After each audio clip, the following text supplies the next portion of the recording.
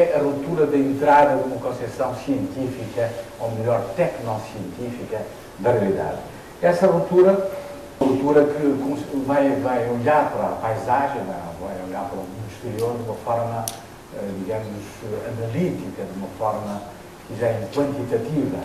Começa aqui uma visão que é olhar essa ideia exterior a nós próprios e com aquela arrogância que o homem da Renascença começou a criar, a arrogância de quem é capaz de explorar e dominar a natureza. A natureza é qualquer coisa de proteiforme que o homem tem, mas o dever, para se impor como rei da natureza, de explorá-la, de dominá-la, de fazer com que ela faça o serviço que ele deseja.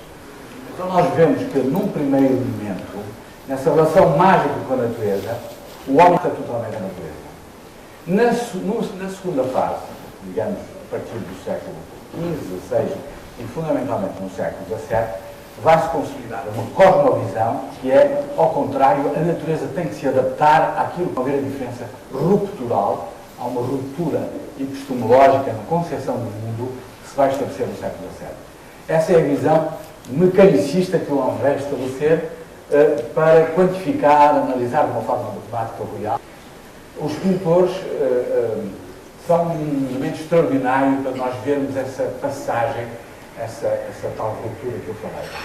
É o momento em que, digamos, a perspectiva aparece, nós analisamos a paisagem sob uma perspectiva, utilizamos a nossa máquina mental matemática para poder encarar o real que estamos a ver, objetivando-a sob um ponto de vista, portanto, quantitativo em relação aos valores qualitativos que nós temos.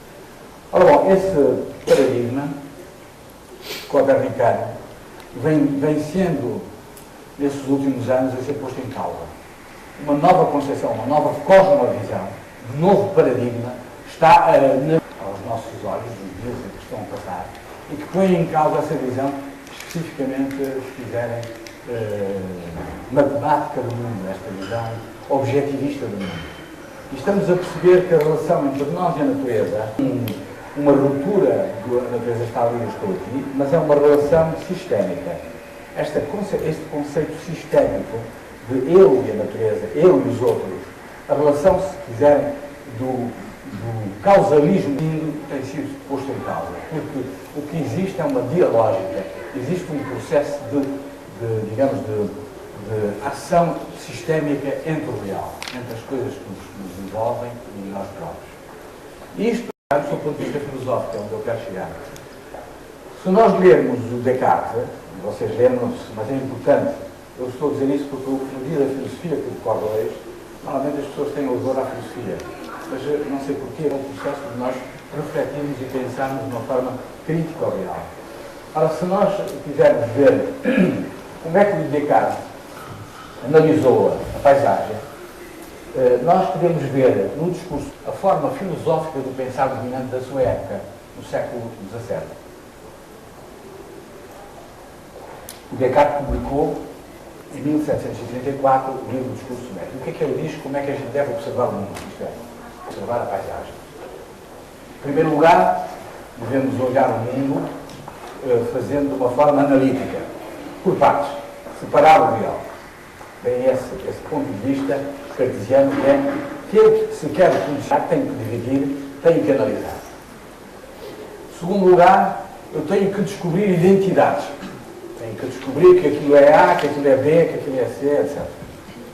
Esse é o ponto de vista, portanto, do filósofo da época, que nos está a ensinar a pensar sobre o real.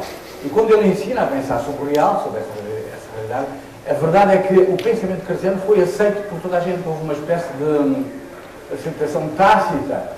É isso que caracteriza o paradigma, é quando as pessoas, num determinado momento, elas próprias julgam que assim é que é. Pensar dessa maneira é uma evidência. E foi evidente no século XVII, e isso foi ao longo de muito tempo, que pensar então essa realidade precisávamos destes dois aspectos para já. Portanto, analisar, separar a identidade e também perceber que tudo tinha uma causa linear. Havia uma causa que se fabricava, digamos, um efeito, e o efeito era sempre explicado por esta causa. Esse causalismo linear foi uma coisa totalmente aceita no seu período, até aos nossos dias. Quarto é que essa visão devia ser sempre uma visão, digamos,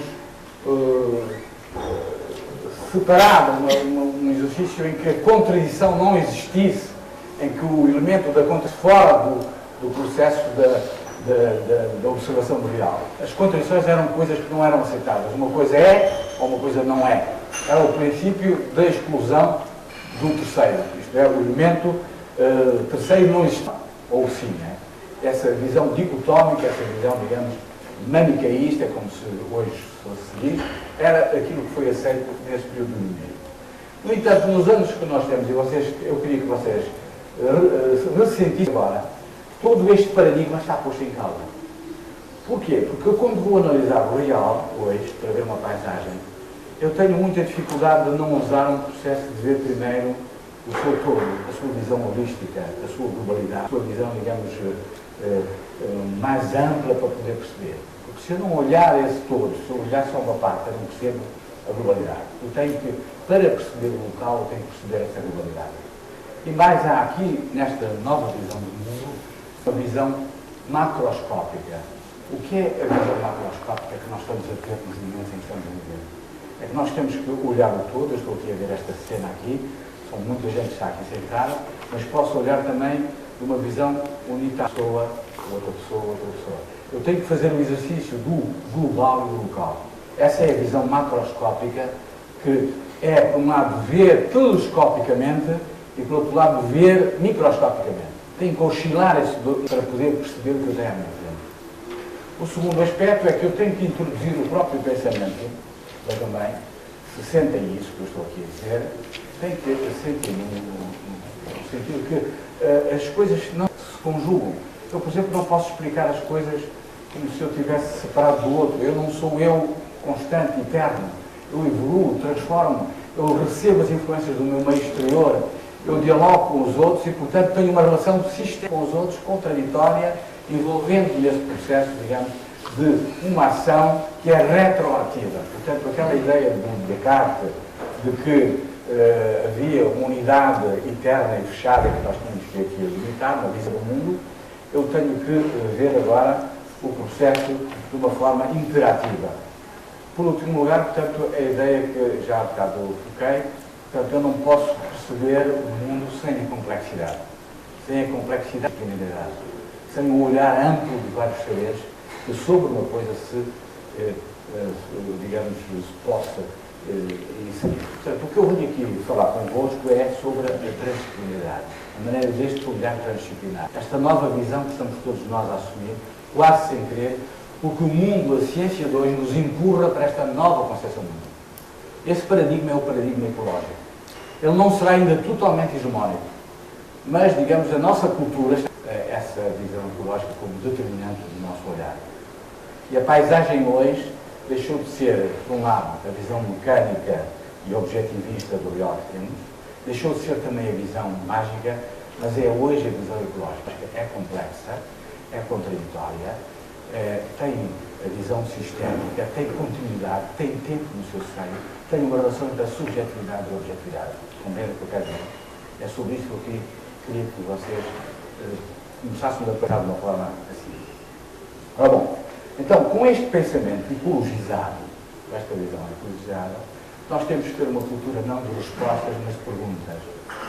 O que eu vou dizer hoje aqui são alguns elementos que têm essas reflexões sobre a problemática da paisagem, sobre a problemática da sustentabilidade, mas o que eu desejo firmemente é que a minha palestra seja fundamental a partir do momento em que vocês se introduzam nela das vossas perguntas.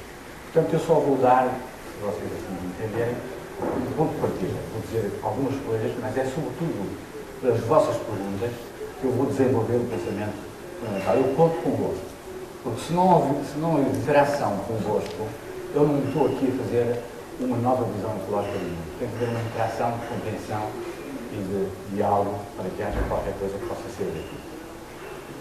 Ora bom, eu vou começar por uma coisa muito simples que toda a gente citou.